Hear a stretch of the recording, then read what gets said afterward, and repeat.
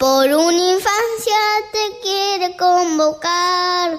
Infancia libre si te quedas, estás nada de verdad. Acá seguro te invitamos a soñar. La ira irará, la ira irará, la ira irará, ira ira ira la ira ira irará, la ira irará, la ira irará, la ira irará, ira ira la ira ira irará. Hora de salir a jugar, a girar con otros.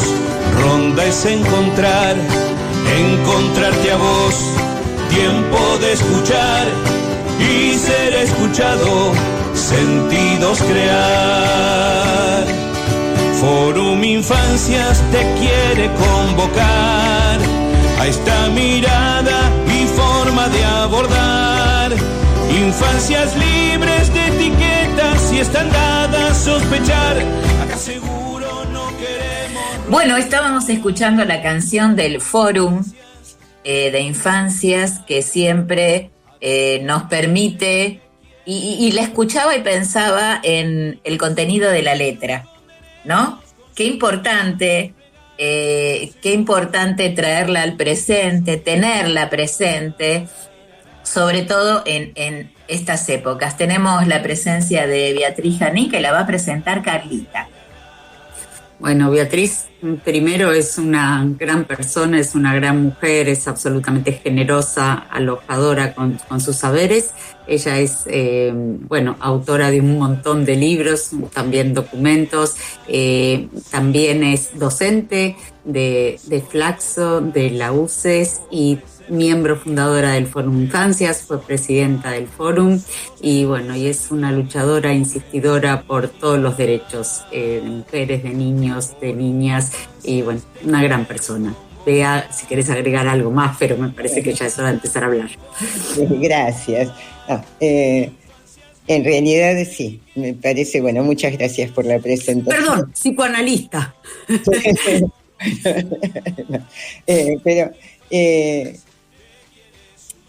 Sí, digamos, por eso creo que a veces más allá de las presentaciones y los títulos, lo que importa es lo que uno pueda decir, digamos, y cómo se posiciona en el mundo y en la vida. Claro. Me parece que, y sí, estuve escuchando una compañera que habló antes, me parece que realmente, digamos, estamos en un momento muy complicado en donde se están quitando políticas públicas. Y yo a veces pienso que por otro lado, a veces por ahí por trabajar mucho con niños, niñas y adolescentes, tengo la impresión de que hay casi una política de crueldad y casi dirigida hacia niñas, niños y adolescentes. O sea, están siendo cada vez más desprotegidos por un lado y cada vez se los intenta más encerrar de diferentes maneras.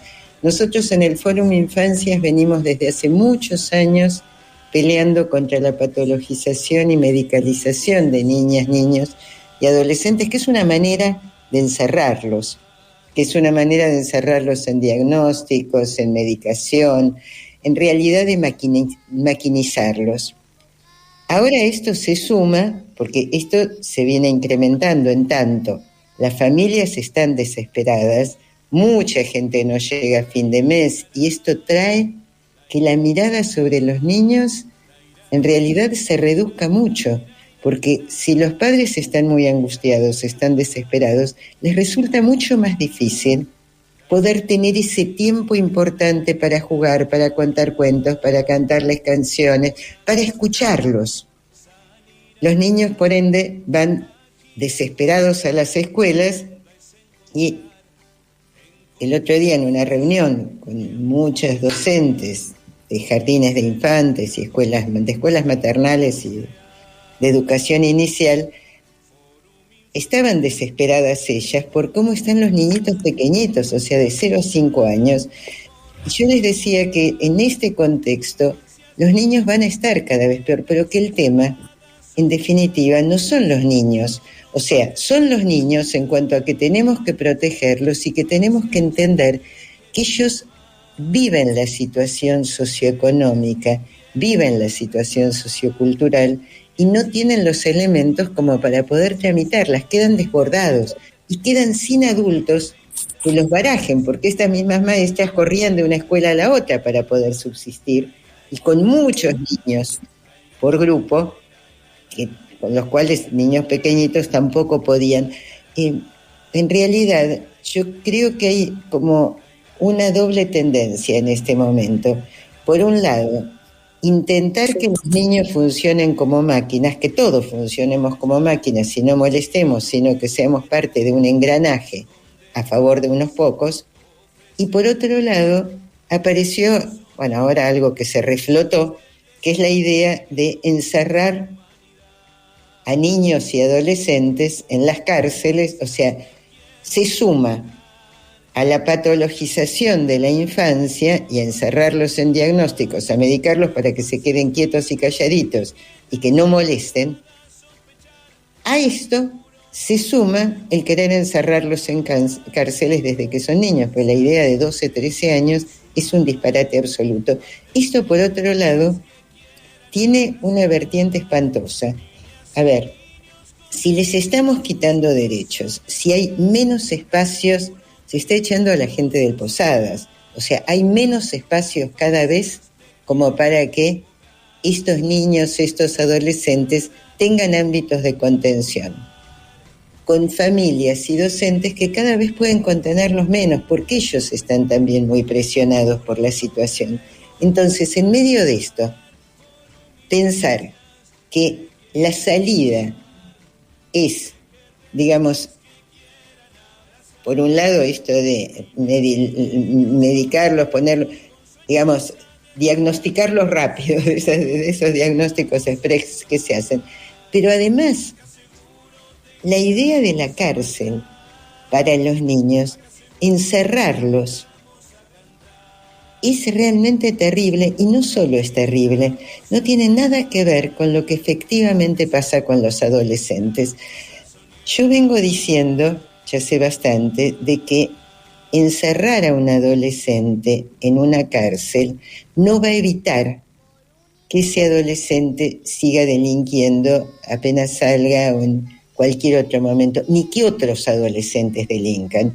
La idea de la mano dura con los adolescentes es un disparate absoluto. ¿Por qué? Porque la adolescencia tiene una lógica particular, que no es la lógica del adulto. Los adolescentes piensan, digamos, sienten de un modo diferente a los adultos. Todos hemos sido adolescentes y si recordamos algunas de nuestras cuestiones de la adolescencia, cosa que es importante además, vamos a ver que hicimos cosas que no las haríamos de adultos y que no nos importaban los riesgos, que los riesgos no nos frenaban.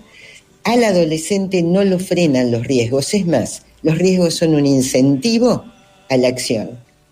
Porque justamente el adolescente quiere ser héroe, no quiere, digamos, ser uno más. Tantos niños que quedan, tantos niños y adolescentes a los que no estamos mirando, que quedan desdibujados, en realidad son potencial para, no sé si hacer cosas delictivas, pero hacer cuestiones de riesgo, porque lo que quiere el adolescente es ser mirado. Lo peor que le puede pasar es esto, de quedar tan poco mirado. En realidad se hace como si no existieran. Se hace como si no existieran, no se les da lugar. Se los mete en una sociedad que hemos construido los adultos, no ellos, en la cual el consumo hace al ser. Entonces, yo me pregunto, si tener un celular el otro día un profesor de filosofía en colegios secundarios estatales de Capital y el Gran Buenos Aires me decía, para los chicos el máximo proyecto es tener un iPhone y esto es terrible. Y ahora, el máximo proyecto es un iPhone no porque ellos no puedan pensar, es porque estamos en una sociedad en la cual les hemos dicho que el modo de ser alguien en el mundo es tener. Entonces, si se confunde el tener con el ser, tener determinado objeto es fundamental. Eso es lo que hay que hacer. Entonces, ahora, si yo, para ser alguien en el mundo y ser mirado y escuchado y tener un lugar en el mundo y que no me ninguneen, si para hacer eso tengo que tener un iPhone y no lo puedo tener y pienso que nunca lo voy a poder tener, trabajando porque lo que me van a pagar me va a alcanzar apenas para subsistir, porque es lo que veo además en mi familia, es probable que se lo robe a otro. Yo no sé si cualquiera de nosotros no haría lo mismo, en el lugar de un adolescente, en el lugar de alguien que piensa que la vida es ya. Pero todos lo hemos pensado así, todos lo hemos sentido así. E insisto, si el tema es, digamos, no cómo se es y cómo puedo desplegar mi vida, sino tengo que tener determinadas cosas, porque si no, no existo para los otros. Es una cuestión de existencia. Esto no se va a frenar diciéndoles que van a ir a la cárcel si cometen delitos. Eso no se va a frenar de esa manera, quizás todo lo contrario, se incentive, porque en realidad, si yo cometo un delito, primero que no es cierto que no les pase nada, bueno, esto Carla lo sabe tanto más que yo, digamos, todo eso es cierto, o sea, es una gran mentira esto de que entran por una puerta y salen por la otra, ninguna de estas cosas. Ahora, lo que se propone es directamente criminalizarlos como si fueran adultos, confundir lo que se dijo de que hay que a conducta de adulto, sanción de adulto, es un disparate absoluto. Primero es, digamos, estar fuera de la convención, fuera de todos los tratados internacionales, pero más allá de lo legal, es disparatado, es desconocer que los niños siempre son niños y los adolescentes son adolescentes, y las lógicas de un niño son la lógica de un niño. Digamos, que me digan que un niñito de 3 años sale corriendo o corre por todo el aula, a mí no me asombra que no se quede sentadito, porque a los 3 años nadie se quiere quedar sentadito. Que me digan que un adolescente comete transgresiones, tampoco me asombra. Los adolescentes son transgresores y toda la vida han sido transgresores. El tema es qué tipo de transgresión ofrece cada tipo de sociedad. Acá te interrumpimos porque nos corren los avisos. No te vayas, porque no nos alcanza, fíjate que no nos alcanza programación para escucharte, Beatriz. Y además ni te interrumpimos porque todo es aprendizaje, descubrimiento. Nos vamos a una pausa y volvemos, Juli, dale. Este sábado 6 de julio a las 16 horas, no te pierdas Sobredosis de Tupá en el anfiteatro del Parque Centenario. El grupo Tupá se suma al ciclo Música BA con un repertorio que incluye canciones como Todo el mundo a cantar, Hay amor, Lucerito Alba, entre otros. Contaremos con la presentación del ballet de la Casa de Corrientes como artista invitado. Te esperamos para bailar y cantar con nosotros. Esto será el sábado 6 de julio a las 16 horas en Leopoldo Marechal y Avenida Lilio. La entrada es gratuita y por orden de llegada. Mi nombre es Emilce Salinas para Tejiendo Redes. Que tengan un hermoso fin de semana. Muchas gracias y hasta la semana que viene. Dona sangre. Se necesitan entre 300 y 400 donantes por día. No esperes que te lo pidan. Siempre se necesita. Conoce cómo donar en buenosaires.gov.ar/donasangre. Buenos Aires Ciudad. Vamos por más.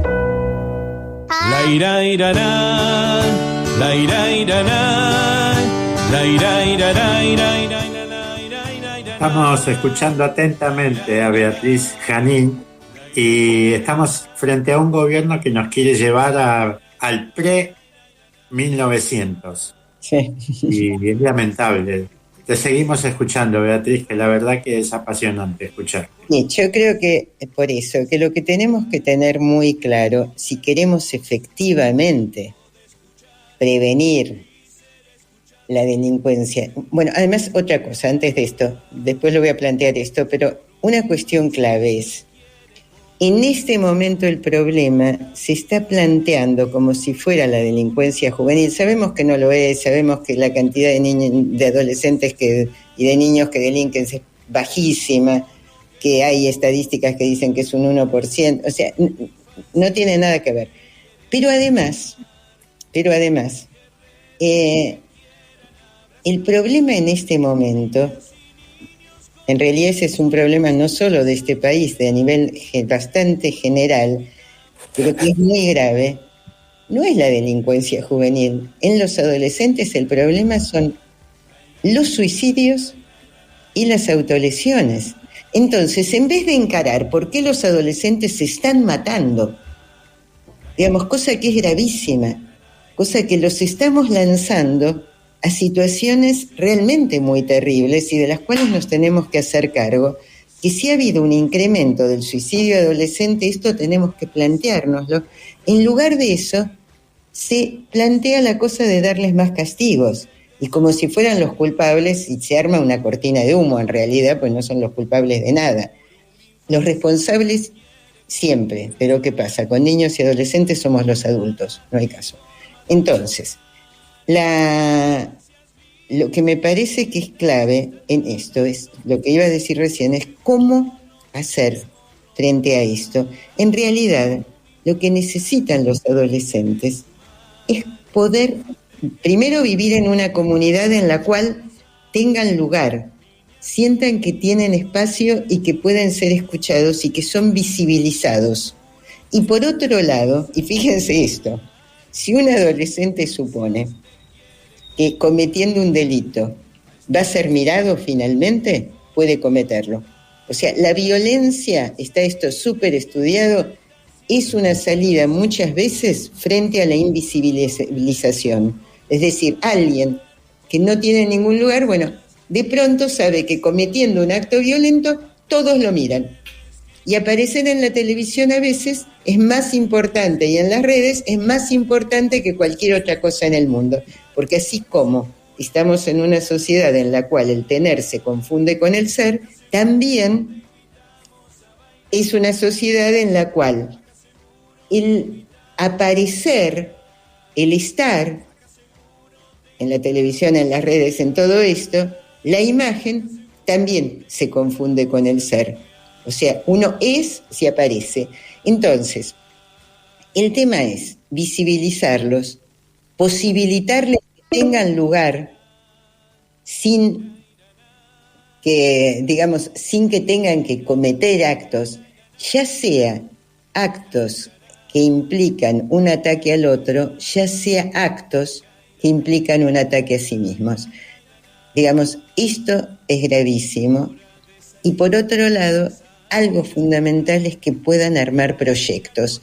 Si nosotros estamos viviendo en una sociedad en la cual lo que ellos viven es esta cuestión de estar todo el tiempo como viendo que la gente, los padres, la familia, los adultos, no pueden armar proyectos porque no saben qué es lo que va a pasar, porque viven angustiados, porque están desesperados por la situación, porque se les plantea que tienen que, por ejemplo, estudiar para ganar dinero, y después ven que los otros no ganan igual dinero, entonces, digamos, aparecen todas estas contradicciones. No se les dice que, bueno, que estudien porque saber es hermoso, porque trae placer. Es decir, hay algo en esto en lo que estamos fallando y mucho, y sobre todo hay que ayudarlos a armar proyectos colectivos. En general, los chicos, por ejemplo, que están en centros de estudiantes, que pudieron armar un proyecto colectivo, lo que yo he visto a lo largo de todos estos años es, tienen menos dificultades con el mundo, se drogan menos, se autolesionan menos, porque tienen un proyecto con otros. De la misma manera, los que arman por ahí una banda musical, digamos, o sea, los que pueden armar un proyecto que no los incluya solo a ellos y que no sea solo ganar dinero, porque el proyecto solo de ganar dinero es un, digamos, esto de solo lo cuantitativo, es un proyecto que también los deja como muy vacíos internamente. Y además aparece muchas veces para todos los chicos, que son la mayoría de la población, los chicos humildes, para esos chicos aparece como un proyecto imposible. Digamos, o sea, no podemos plantearnos la cuestión para la sobrevida. Tenemos que ayudarlos a que piensen una vida, digamos, una vida en la cual puedan desplegar posibilidades y que el tema no sea solo sobrevivir. Y están viendo adultos a los cuales les cuesta sobrevivir. Entonces, sí. Quería interrumpirte, tenemos, mira, en 13 minutos termina esta llamada, no tenemos que terminar ya, pero quería decirte dos cosas. ¿Qué lugar tenemos que ocupar los adultos en relación a estas infancias y a estas adolescencias, donde también nosotros nos sentimos un poco patologizados con algunos discursos? No sé si es exactamente así, pero te digo lo que pensamos, donde nos cuesta encontrar también un lugar en esta situación, ¿no? Yo por ahí escuchaba una charla el otro día donde vos decías, bueno, cuando los adultos se sienten desamparados es bastante difícil amparar a otros, ¿no? Poder manejarnos en estas aguas turbulentas. ¿Qué herramientas internas tenemos que tener también los docentes? No solamente los docentes, sino los adultos, donde también creemos que engancharnos en proyectos colectivos también nos hace bien para poder hacer bien a otros, ¿no? Pensaba en esto, pensaba también en una charla donde yo te comenté que necesitaba sacar algunos argumentos, lo difícil que es para los docentes, que estamos tan estigmatizados en este momento y tan demonizados, poder sostener a estas infancias que llegan a las escuelas con todas estas problemáticas. Sé que el Fórum está organizando unas charlas para docentes, de las cuales voy a participar, que pues no me las quiero perder. Decirte que en la carrera esta de Educación, Políticas Públicas y Derechos de Niñas y Adolescentes que organiza la Universidad Pedagógica, un grupito de profesionales, directoras que trabajan en escuelas especiales trajeron muchas referencias en relación a Gisela, a vos especialmente. O sea que, bueno, qué importante que es tu palabra y la función del Fórum en relación a cómo nos vas ayudando a pensar y a sostener, ya de antes, pero ahora mucho más, todas estas dificultades que la sociedad nos está presentando, ¿no? Beatriz. Yo agrego una cosa. Vos trajiste esto de los docentes que me parece que es fundamental y yo lo había planteado antes.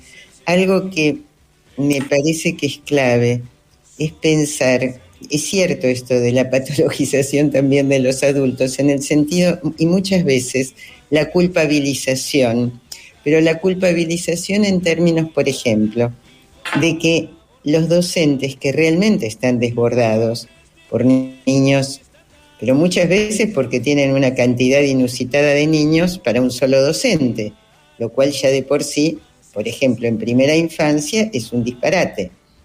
¿Qué pasa entonces? En realidad aparece como que los niños tienen dificultades y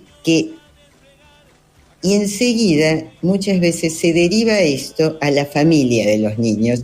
A la vez la familia dice, no, es la escuela la que funciona mal. Entonces aparece una lucha entre adultos o la idea de, no, es la maestra la que no puede, y desde la maestra, no, es la familia la que no responde. Muchas veces ambos terminan diciendo, es el niño que tiene un problema, y entonces se lo diagnostica, se lo considera discapacitado, se lo medica, todas estas cosas, toda esta secuencia, sin contextuar la situación. Entonces, al donde hay que ir en esto es a decir, no, a ver, ni es la maestra, ni son los padres, ni es el niño. Vamos cerrando, Beatriz. Hay un sistema que nos hace funcionar de determinada manera y los niños también funcionan, los niños y los adolescentes, en esta sociedad en la que vivimos, que la vamos a tener que ir cambiando y que vamos a tener que pensar cómo armamos un mundo que aloje efectivamente a niñas, niños y adolescentes, y por ende, para los adultos también va a ser mucho más fácil, pero lo tenemos que armar. Tenemos que, digamos, y por ahora lo que tenemos que hacer es no culpabilizarnos mutuamente, ni poner la mirada digamos, el foco, pero un foco patologizador o criminalizador sobre niños y adolescentes, sino, digamos, pensar que estamos en un contexto determinado. Sin pensar en el contexto no podemos pensar las personas. Beatriz, nos tenemos que ir. Carlita, una palabrita y no, vamos a dejarlo a Daniel.